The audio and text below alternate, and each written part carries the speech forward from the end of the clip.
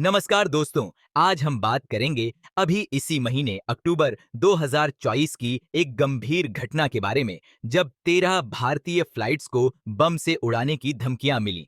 आइए जानते हैं कि यह घटना कैसे घटित हुई और इसका असर क्या रहा। अक्टूबर 2024 में भारत में 13 फ्लाइट्स को बम से उड़ाने की झूठी धमकियां दी गईं, जिसने पूरे देश में हलचल मचा दी। इन धमकियों ने न केवल सुरक्षा एजेंसियों को अलर्ट किया, बल्कि हवाई यात्रियों में भी दहशत पैदा कर दी। हर एक धमकी के बाद कई उड़ानों को डायवर्ट किया गया या आपातकालीन लैंडिंग करवाई गई। आइए विस्तार से जानते हैं इन घटनाओं और उनसे जुड़ी सरकारी कार्रवाइयों के बारे में। 15 अक्टूबर 2000 का दिल्ली से शिकागो जाने वाली एयर इंडिया फ्लाइट को बम से उड़ाने की धमकी मिलने के बाद कनाडा के इकालुइट एयरपोर्ट पर डायवर्ट किया गया। सभी 121 यात्रियों को सुरक्षित निकालकर विमान की पूरी जांच की गई, जो लगभग कई घंटे तक चली। एयर इंडिया की एक और फ्लाइट, जो 14 अक्टूबर 2024 को मुंबई से न्यूयॉर्क जा रही थी, इस फ्लाइट को बम से उड़ाने की धमकी के चलते दिल्ली में उतारा गया। विमान में मौजूद 240 यात्रियों को सुरक्षित निकाला गया और फ्लाइट में सुरक्षा जांच की गई। धमकी सोशल मीडिया पर पोस्ट की गई थी। इंडिगो की एक फ्लाइट, जो 15 अक्टूबर 2024 को मुंबई से दिल्ली जा रही फ्लाइट जा रही थी, उसको एक अज्ञात सोशल मीडिया यूजर की धमकी के बाद अहमदाबाद में आपातकालीन लैंडिंग करनी पड़ी। विमान को एक अलग स्थान पर ले जाकर पूरी सुरक्षा जांच की गई।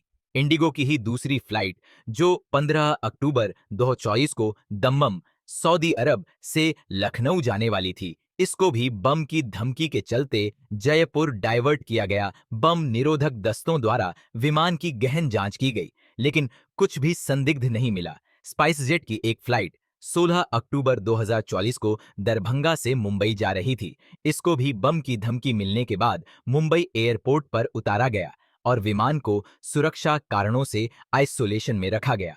आकाशा एयर की फ्लाइट क्यू 16 अक्टूबर 2024 को बागडोगरा से बेंगलुरु और दिल्ली से बेंगलुरु जाने वाली इन दोनों उड़ानों को सोशल मीडिया धमकियों के बाद सुरक्षा जांच के लिए डायवर्ट किया गया। दिल्ली वाली फ्लाइट को वापस दिल्ली भेजा गया। इन धमकियों के बाद सुरक्षा एजेंसियां सक्रिय हो गईं और साइबर क्राइम यूनिट ने जांच शुरू की।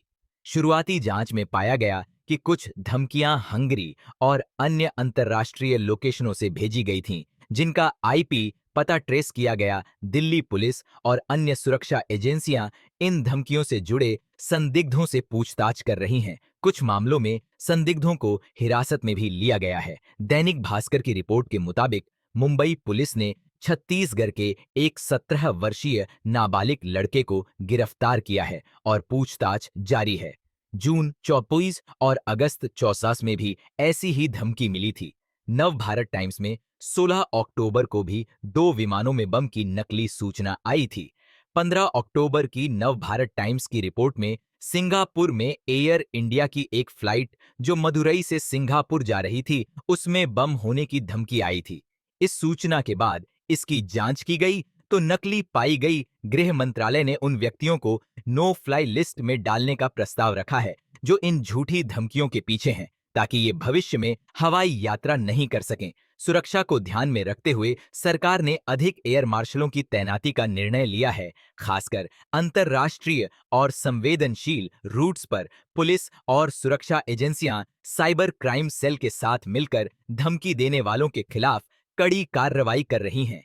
धमकियों के चलते जिन विमानों को डायवर्ट किया गया, उनमें से कुछ की लैंडिंग अंतर्राष्ट्रीय हवाई अड्डों पर हुई, जैसे कि कनाडा का इकालुइट एयरपोर्ट। कुछ धमकियां अंतर्राष्ट्रीय ईमेल सर्वरों से भेजी गईं, जिनके पीछे बड़े साइबर गिरोह का शक जताया जा रहा है। इन धमकियों के बावजूद भारतीय सुरक्षा एजेंसियों ने तेजी से कार्रवाई की और सभी यात्रियों की सुरक्षा सुनिश्चित की। सरकार का कहना है कि दोषियों को पकड़ने के लिए हर संभव कदम उठाए जा रहे हैं। दोस्तों, इन घटनाओं से हमें यह समझ आता है कि सुरक्षा कभी भी हल्के में नहीं ली जा सकती। सरकार और सुरक्षा एजेंसियां तेजी से काम कर रही हैं और दोषियों को पकड़ने के लिए कड़े कदम उठाए जा रहे हैं। अगर आपको भी कभी कोई संदिग्ध गतिविधि दिखाई दे, तो तुरंत अधिकारियों को सूचित करें।